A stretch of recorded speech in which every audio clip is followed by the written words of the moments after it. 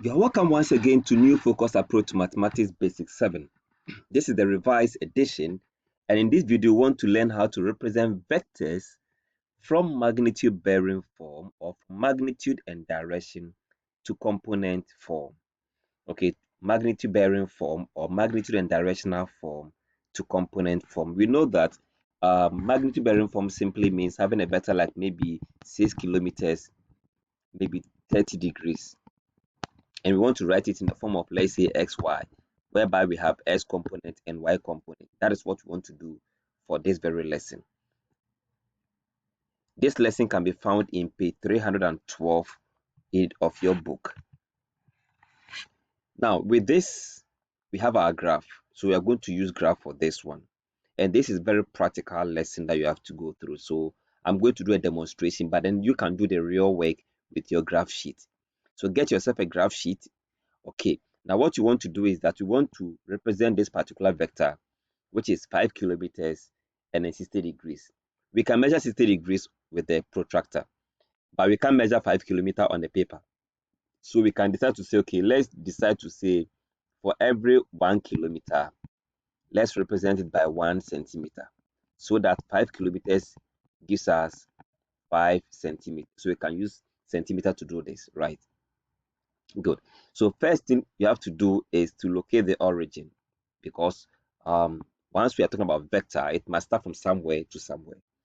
So first of all, from our north pole, we are going to measure the direction, which is the bearing. Okay. So with our protractor, we position in such a way that our center will be at the origin, and then our zero mark will be on the y-axis, because you are going to read clockwise. Bearings are taken clockwise. So on the clockwise, we will measure up to 60 degrees. Then we draw a straight line from the origin to pass to the 60 degrees. Right. When we are done with that, we'll remove our protractor and then use our ruler to measure the distance from the origin to 5 centimeters. Whatever the 5 centimeters will be, then we make a mark over there. Then we trace the value from that mark to the x-axis and trace it to the y-axis. On the x-axis, we can see 5 here, and then on the y-axis, we can see 3 here, and that becomes the component. That means this one, okay, in terms of kilometer centimeter here, we can have the vector to be 5, 3.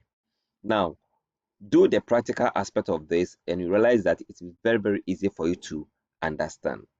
Okay, now let's take another example and see. So this time around, we have 60 meters, 150 degrees, and we want to convert that to a form of xy, that is component form. So once again, from the origin, we position our protractor, and bearings is taken from the north pole once again, and it goes clockwise. So on the clockwise direction, we are going to read our 150 up to this point. Then we draw our line to pass through that. Again, we can measure 60 meters on paper, so we can say, okay, let's have every 10 meters, let's represent it by 1 centimeter.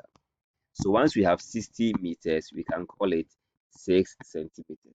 So we are going to now convert 6 centimeters, 150 degrees to the component form, and let's see what will happen. So with your ruler, you measure from the origin up to 6 centimeters. So you have to do that with your measurement. Your value may not be the same as mine, because mine is not drawn to scale, but you can do yours to scale. In my case, if assuming that the 6 centimeters ends here, then I will track this value to the y-axis and track it to the x-axis. Coincidentally, our answer comes again as 3, -5. And so the value of this in the magnitude form, or the value of this to the component form, is 3, -5.